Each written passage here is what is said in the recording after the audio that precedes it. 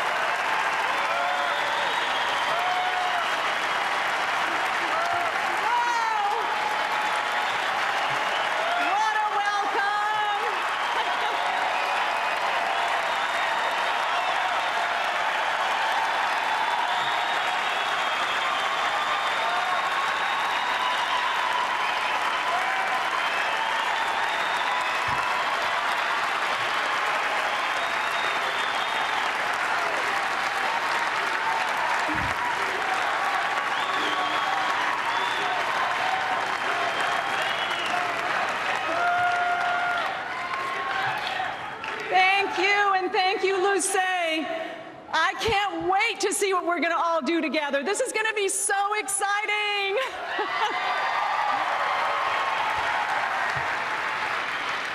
Just so you all know, the hurricane has hit landfall, and I think we should all take this moment and recognize that fellow Americans are in its path, and just hope and pray that all remain safe and no life is lost and no property is lost. So we should all be thankful for this great country and grateful for our first responders and all that keep us safe in this wonderful country.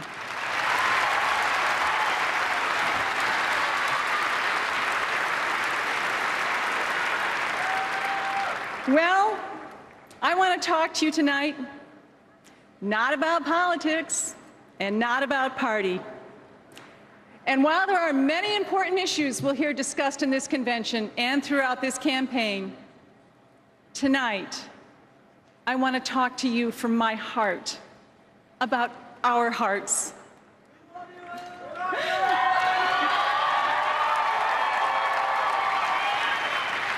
I want to talk not about what divides us, but what holds us together as an American family. I want to talk to you tonight about that one great thing that unites us, that one great thing that brings us our greatest joy when times are good, and the deepest solace in our dark hours. Tonight, I want to talk to you about love. I want to talk to you about the deep and abiding love I have for a man I met at a dance many years ago, and the profound love I have and I know we share for this country. I want to talk to you about that love so deep, only a mother can fathom it, the love we have for our children and our children's children.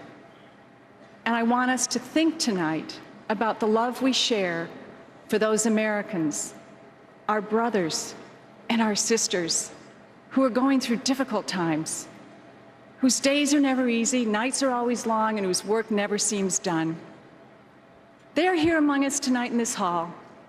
They are here in neighborhoods across Tampa and all across America. The parents who lie awake at night side by side, wondering how they'll be able to pay the mortgage or make the rent. The single dad who's working extra hours tonight so that his kids can buy some new clothes to go back to school, can take a school trip or play a sport, so his kids can feel, you know, just like other kids. And the working moms who love their jobs but would like to work just a little less to spend more time with the kids. But that's just out of the question with this economy. Or how about that couple who would like to have another child but wonder how they'll afford it? I have been all across this country, and I know a lot of you guys.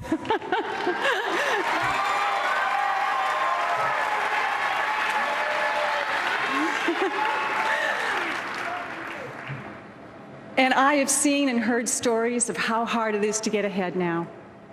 Do you know what? I've heard your voices. They've said to me, I'm running in place and we just can't get ahead. Sometimes I think that late at night, if we were all silent for just a few moments and listened carefully, we could hear a collective sigh from the moms and dads across America who made it through another day and know that they'll make it through another one tomorrow. But in the end of that day moment, they just aren't sure how. And if you listen carefully, you'll hear the women sighing a little bit more than the men. It's how it is, isn't it? It's the moms who have always had to work a little harder to make everything right. It's the moms of this nation, single, married, widowed, who really hold this country together. We're the mothers. We're the wives.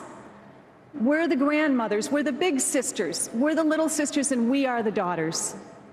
You know it's true, don't you?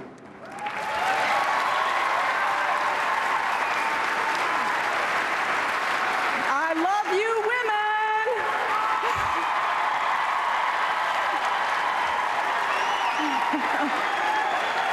And I hear your voices. Those are my favorite fans down there. You are the ones that have to do a little bit more, and you know what it's like to work a little harder during the day to earn the respect you deserve at work. And then you come home at night and help with a book report, just because it has to be done. You know what those late night phone calls with an elderly parent are like, and the long weekend drives just to see how they're doing.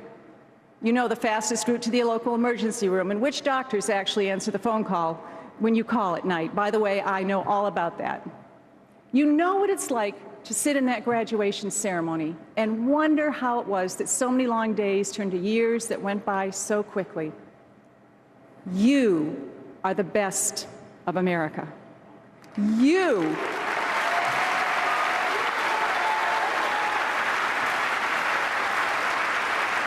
are the hope of America. There would not be an America without you. Tonight, we salute you and sing your praises.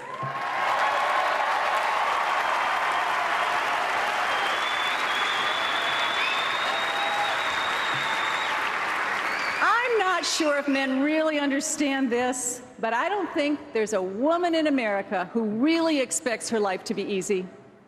In our own ways, we all know better. You know what? And that's fine. We don't want easy. But the last few years have been harder than they needed to be.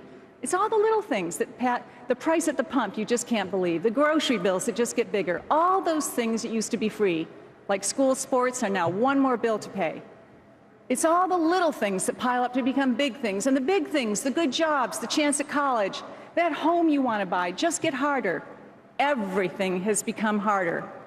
We're too smart to know there aren't easy answers, but we're not dumb enough to accept that there aren't better answers.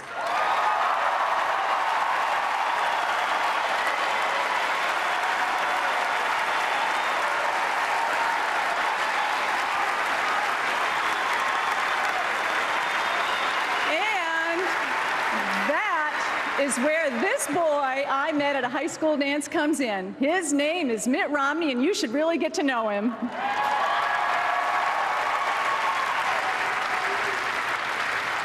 could tell you why I fell in love with him. He was tall, laughed a lot. He was nervous. Girls like that.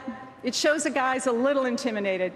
He was nice to my parents, but he was also really glad when they weren't around. I don't mind that, but more than anything, he made me laugh. Some of you might not know this, but I am the granddaughter of a Welsh coal miner. He was determined that his kids get out of the mines. My dad got his first job when he was 6 years old in a little village in Wales called Nantyhuflin, cleaning bottles at the Collier's Arms. When he was 15, Dad came to America. In our country, he saw hope and an opportunity to escape from poverty. He moved to a small town in the great state of Michigan. Michigan!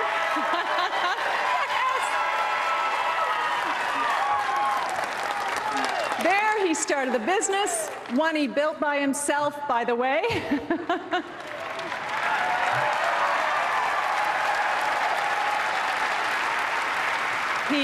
He raised a family and he became mayor of our town. My dad would often remind my brothers and me how fortunate we were to grow up in a place like America. He wanted us to have every opportunity that came with life in this country, and so he pushed us to be our best and give our all. Inside the houses that lined the streets of our town, there were a lot of good fathers teaching their sons and daughters those same values. I didn't know it at the time, but one of those dads was my future father-in-law, George Romney.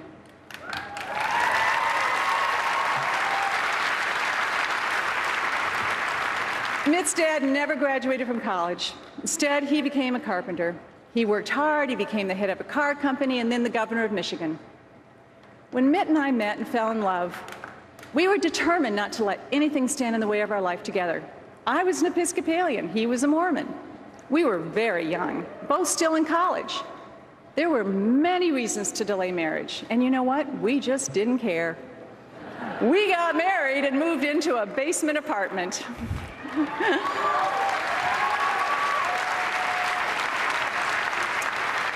We walked to class together, shared the housekeeping, ate a lot of pasta and tuna fish.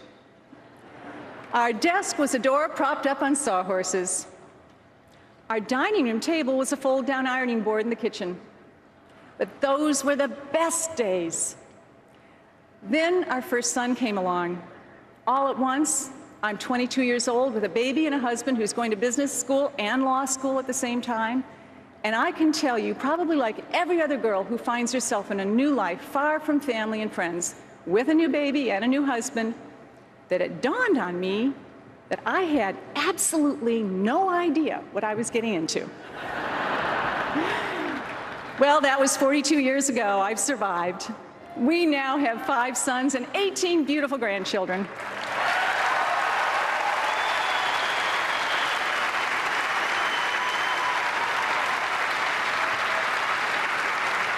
I'm still in love with that boy I met at a high school dance, and he still makes me laugh.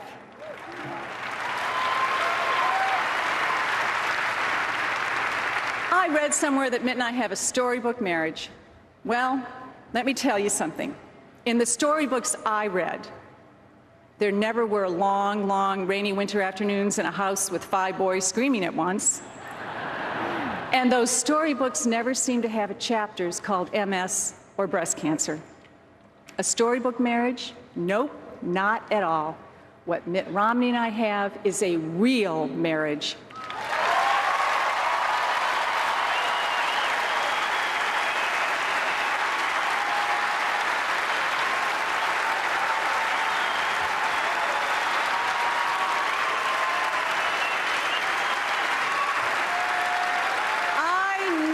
Good and decent man for what he is. He's warm and loving and patient. He has tried to live his life with a set of values centered on family, faith, and love of one's fellow man. From the time we were first married, I've seen him spend countless hours helping others. I've seen him drop everything to help a friend in trouble, and been there when late-night calls of panic come from a member of our church whose child has been taken to the hospital. You may not agree with Mitt's positions on issues or his politics. By the way, Massachusetts is only 13% Republican, so it's not like it's a shock to me. But Let me say this to every American who is thinking about who should be our next president. No one will work harder. No one will care more. And no one will move heaven and earth like Mitt Romney to make this country a better place to live.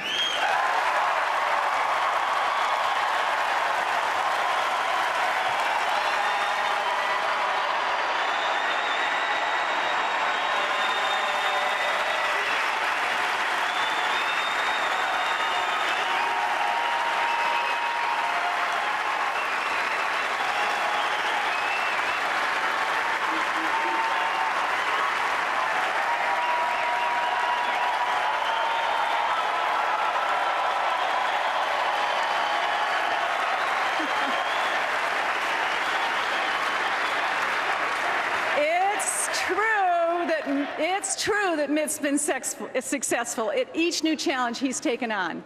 You know what? It actually amazes me to see his history of success being attacked. Are those really the values that made our country great? As a mom of 5 boys, do we want to raise our children to be afraid of success? Do we send our children out in the world with the advice, try to do okay? And let's be honest, if the last 4 years had been more successful, do we really think there would be this attack on Mitt Romney's success? Of course not. Mitt will be the first to tell you that he is the most fortunate man in the world. He had 2 loving parents who gave him strong values and taught him the value of work. He had the chance to get the education his father never had.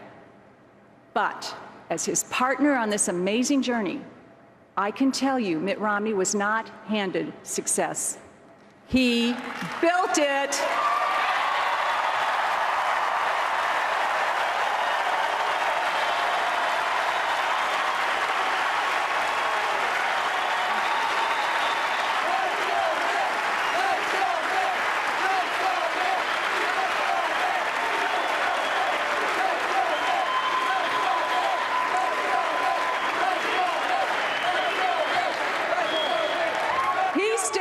Massachusetts after graduate school and got a job. I saw the long hours that started with that first job. I was there when he had a small group of friends talking about starting a new company. I was there when they struggled and wondered if the whole idea just wasn't going to work. Mitt's reaction was to work harder and press on. Today, that company has become another great American success story. Has it made those who started the company successful? Made them successful beyond their dreams? Yes, it has. It allowed us to give our sons the chance at good educations and made all those long hours of book reports and homework worth every minute. It's given us the deep satisfaction of being able to help others in ways that we could never have imagined. This is important. I want you to hear what I'm going to say. Mitt doesn't like to talk about how he has helped others because he sees it as a privilege, not a political talking point.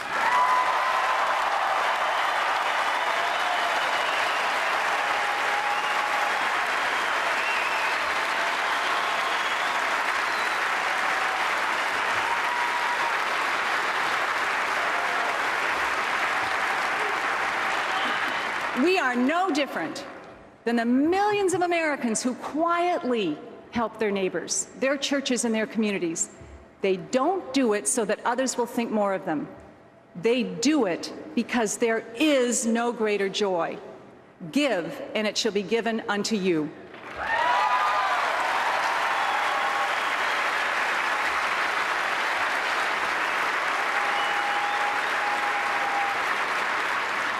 But because this is America, that small company which grew has helped so many others lead better lives. The jobs that grew from the risks they took have become college educations and first homes. That success has helped fund scholarships, pensions, and retirement funds. This is the genius of America. Dreams fulfilled help others launch new dreams.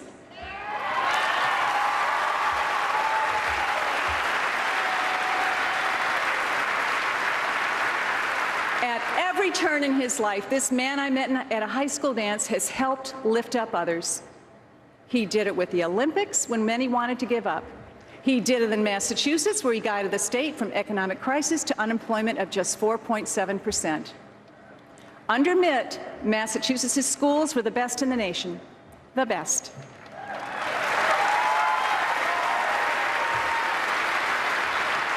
He started something that I really love. He started the John and Abigail Adams Scholarship, which give the top 25% of high school graduates a 4-year tuition-free scholarship.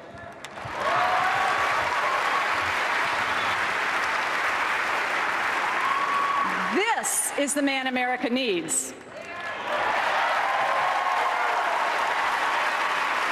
This is the man who will wake up every day with a determination to solve the problems that others say can't be solved, to fix what others say is beyond repair.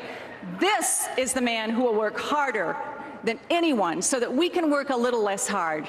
I can't tell you what will happen over the next 4 years, but I can only stand here tonight as a wife and a mother and a grandmother, an American, and make you this solemn commitment. This man will not fail.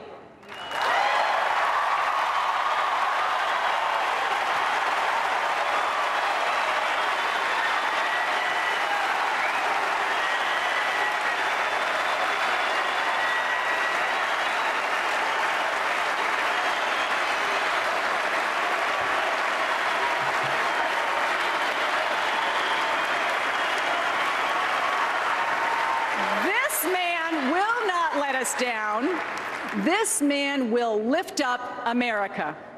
It has been 47 years since that tall, kind of charming young man brought me home from our first dance. Not every day since has been easy, but he still makes me laugh, and never once did I have a single reason to doubt that I was the luckiest woman in the world tonight. I said tonight I wanted to talk to you about love. Look into your hearts. This is our country. This is our future. These are our children and grandchildren. You can trust Mitt.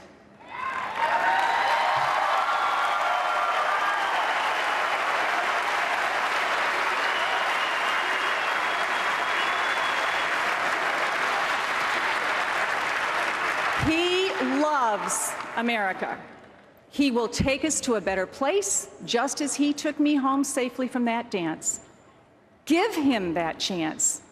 Give America that chance. God bless each and every one of you, and God bless the United States of America.